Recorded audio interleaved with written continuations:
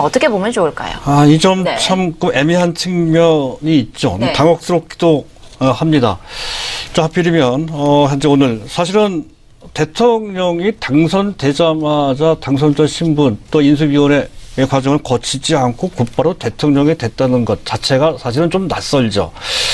자, 그런 상태에서 앞서 말씀드렸던 것처럼 현재 이 진보 정권의 자체적인 정책의 성격이 그렇게 시장 친화적이지는 않다는 것, 뭐 이런 것 등이 동시에 작용이 되면서 하필 오늘 취임 당일날 급락을 했다는 것, 이것이 좀 당혹스럽다 하는 건데, 하지만 역대 사례로 봤을 때는 신정권 초기에는 이른바 환영 랠리, 그것을 허니문 랠리라고 하죠. 하필이면 또 문자가 들어갔어요. 허니문 랠리라고 하고요. 현재 일각에서는 그냥 문재인 할 때 그 제인자를 따서 제이노믹스라고 일컫기도 합니다. 그것을 충분히 기대할 수 있느냐라고 하는 판단을 다시 한번 해볼 필요가 있다는 건데요. 역대 정권의 취임 1년 동안에 랠리가 전개된 사례를 보면 충분히 타당성이 있다는 것이죠. 13대에서 18대 6번 정권 중에서 4번 강세장에 나왔고요.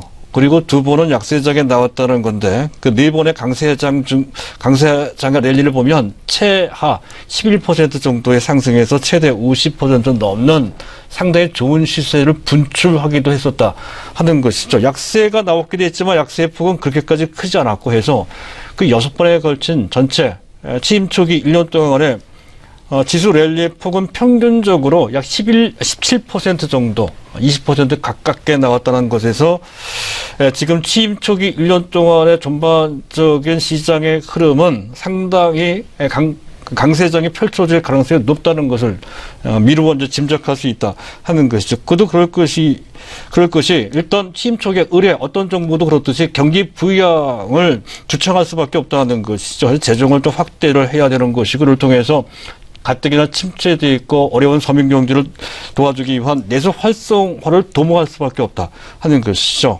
이에 따라서 아마도 바로 그런 것, 적극적인 재정 정책을 현재 강구할 것이기에, 이에 따라서 원화는 상대적으로 엔화에 대비해서 강해질 수 있다.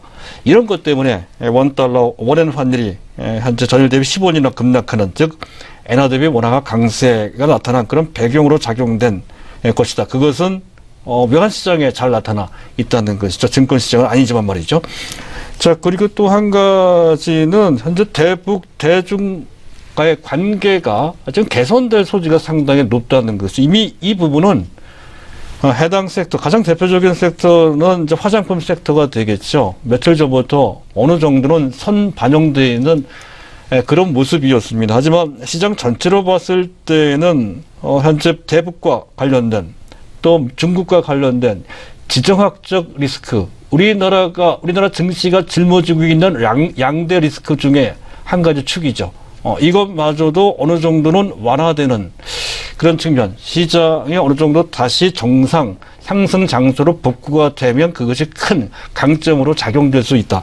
이런 관점에서 랠리의 타당성이 좀 있다. 이렇게 이제 볼 수가 있습니다. 그리고 그와 관련돼서 지금 현 정권, 새로 들어서게 될 정권의 정책과 관련된 수혜 섹터까지 우리가 볼 필요가 있다는 건데요. 내수 진작이라고 하는 보편적인 정책과 관련돼서 볼 때에는 그렇지 않아도 그동안 낙폭이 심했고 장기 소비했던 섹터나 종목들이 움직이는 분위기가 만들어지면서 조금씩 힘을 내고 있는 그런 모습이 각 섹터별로, 종목별로 나타나고 있죠. 가장 대표적인 섹터는 유통 관련주, 마트나 백화점, 특히 현재 리테일, 편의점 관련주들이 올라오고 있다는 것에 주목할 필요가 있다는 거죠. 그 외에 식음료, 또 소비 관련주, 화장품주도 그에 해당이 될 수가 있을 겁니다. 그리고 총체적으로 보게 되면 총론적입니다. 중소기업 지원이라는 것은 매 정권 초기마다 반복적으로 내세우는 정책이죠. 이에 따라서 현재 코스피의 중소형주 및 코스닥에 대한 코스닥 시장 전체에 대한 우호적인 분위기가 적어도 일정 기간만큼은 형성될 소지가 있다는 것을 우리가 기대할 수 있다는 것이고요. 또 이번 정권에서는 특별히 최근 제4차 산업혁명과 관련돼서 4차 산업혁명위원회가 조만간 발족이 될 겁니다. 그와 관련돼서 해당 섹터 AR, VR, 5G, 빅데이터 또는 현재 IoT 같은 이런 쪽에 현재 세부 섹터에까지 긍정적인 분위기 내지 해당 섹터의 해당 종목들이 테마를 형성하면서 다시 올라갈 가능성이 있다는 것까지 볼 필요가 있다는 거고요. 또 한 가지는 현재 지역 발전을 상대히 강조하는 공약을 내세웠습니다. 해서 재개발 지역별 재개발 활성화도 도모한다는 공약이 좀 있었죠. 그런 것을 통해서 그런 것을 유치해서 본다면 지역 건설사 가장 대표적인 실적주는 서한 같은 또 남하 토공 같은 이제 그런 종목들이 해당이 될 수가 있습니다. 그리고 앞서 말씀드렸던 것처럼 대북 대중 관계 개선과 관련돼서 또 화장품뿐만이 아닙니다. 가장 많은 어려움을 겪고 있는 섹터가 자동차죠. 자동차, 여행, 레저. 이런 피해 대상 섹터들이 반등의 어떤 계기가 나올 수가 있다 하는 것이고요. 또 개성공단과 관련된 대북 관련주들도 단기 테마를 형성할 가능성이 있다는 것까지 보실 필요가 있겠습니다. 네, 그렇다면은 이번에는 글로벌적인 관점에서 시장의 좀 흐름을 좀 살펴보도록 하겠습니다. 이미 좀 고점에 올라 있다 이렇게 보고 있는 것 같은데 어떻게 보면 좋을까요? 예, 지금 경계론도 네. 현재 국내외적으로 많이 제기가 되고 있는 그런 상황입니다. 무조건 현재 상황을 낙관적으로만 봐서는 안 된다라고 하는 일종의 경계 모멘텀으로 그렇게 이제 우리가 인식을 좀 해야 될 것 같습니다. 너무 현재 상황이 좋기 때문에 물론 현재 일반 개인들 입장에서 봤을 때 지수가 좋아도 자기 포트폴리오 수익률이 좋지 않은 경우도 있지만 시장 전체를 봤을 때 상당히 좋은 장세입니다. 이러한 지수 강세장에 너무 낙관적인 상황에 우리가 빠져 있으면 안 된다라고 하는 그런 관점으로 볼 필요가 있는 내용이 되겠습니다. 전체 특히 미국 시장 기준으로 봤을 때 현재 미국 시장의 현재 지금 지수나 또는 해당 종목들의 주가의 상황이 상당히 높다라고 하는 버블론 내지 최소한 고점론 또는 고평가론은 끊임없이 벌써 몇 년 전부터 이제 제기가 되고 있는 상태죠. 역사적인 아주 높은 고평가 상태라고 언급하는 가장 대표적인 그런 인물은 로버트 실러 예일대 교수입니다. 이분뿐만 아니라 소로스 또 짐 로저스 같은 이런 사람들도 언급을 하고 있고요. 최근 들어서 우리가 주목할 인물은 현재 블랙록 세계 최대의 자산 운용 회사 책임자죠. 현재 레리 핑크. 이 사람이 현재 미국 증시 상황이 너무 높다. 금년 하반기에 고점을 찍고 아니면 금년 하반기 때부터 약세장에 나올 수 있다. 라는 경계론을 이제 제시를 했다는 건데요. 그 사람이 제기하는 현재 경계의 논리는 이렇습니다. 일단 현재 미국 증시 상황, 지수나 또는 해당 종목들의 주가에 비해서는 주가가 상당히 많이 올라왔다는 거죠. 그런 것에 비해서는 현재 미국 경제 성장률이 그렇게 높지가 않습니다.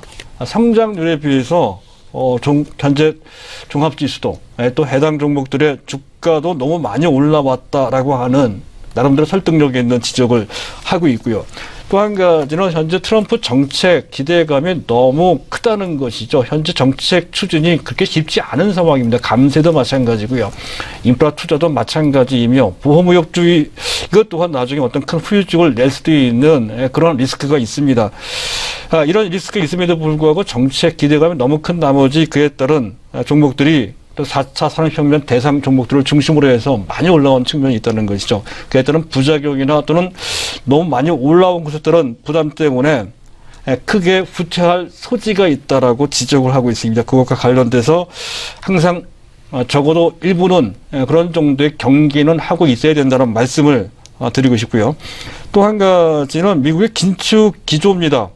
이것과 관련돼서도 몇 번 언급을 해드린 바 있었죠. 금리 인상뿐만이 아닙니다. 더 나아가서는 미 연준이 보유하고 있는 4조 5천억 달러에 달하는 대규모의 자산을 단계적으로 매각하거나 또는 현재 현재 재투자를 하지 않는 방식으로 줄이는 그런 현재 상황이라고 한다면 상당히 고강도의 긴축 기조로 접어든 그런 상태라고 해도 현재 과언이 아닙니다. 시장에서는 그것을 악재로 받아들이지 않고 있죠. 물론 그것과 관련된 실물적인 긴축과 관련된 억제력은 그런 금리 인상이나 또는 자산 매각과 관련된 정책이 단지 구사가 된다고 하더라도 2년 내지 최대 3년, 4년 후에 발현이 됩니다. 그래서 지금 당장 그것을 걱정할 것은 아니지만 심리적인 억제력을 언제 어떻게 어떤 것을 빌미로 수시로 발생할 수가 있다는 것이죠. 그래서 그것과 관련돼서 특히 6월 달에 금리 인상될 소지가 상당히 높은 그런 상태이므로 이것 또한 우리가 방심할 수는 없다라고 하는 그런 변수가 있다는 것을 인식을 할 필요가 있다는 것이고요.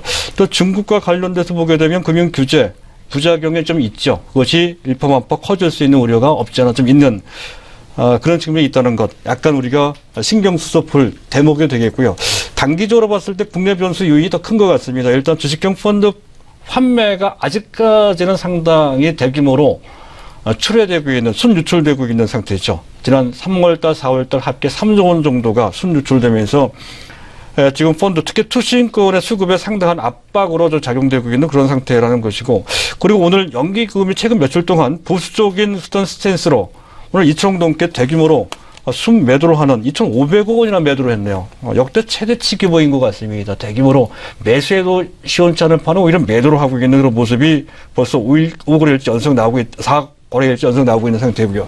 기술적으로 봤을 때 좀 가격권에 와 있는 측면도 좀 있습니다. 코스피 종합지수가 일봉상으로 볼 때 121선과의 이격도가 무려 10%가 넘어가 있습니다. 그것이 종합지수이므로 5%만 넘어가도 부담이 된다는 건데요. 그 2배가 넘는 정도로 7% 넘은 과열권에 진입되는 것을 인식하는 그런 편입니다. 그걸 훌쩍 넘어서 10.1%까지 올라갔다면 기술적으로 상당히 부담이 되어 있는 그런 상태라는 것. 또 한 가지 결정적으로 내일 옵션 만기죠. 그와 관련돼서 옵션 만기와 관련된 특별히 이번에는 우정부 쪽에서 우정사업부 쪽에서 차익거래 쪽을 많이 거래를 했습니다.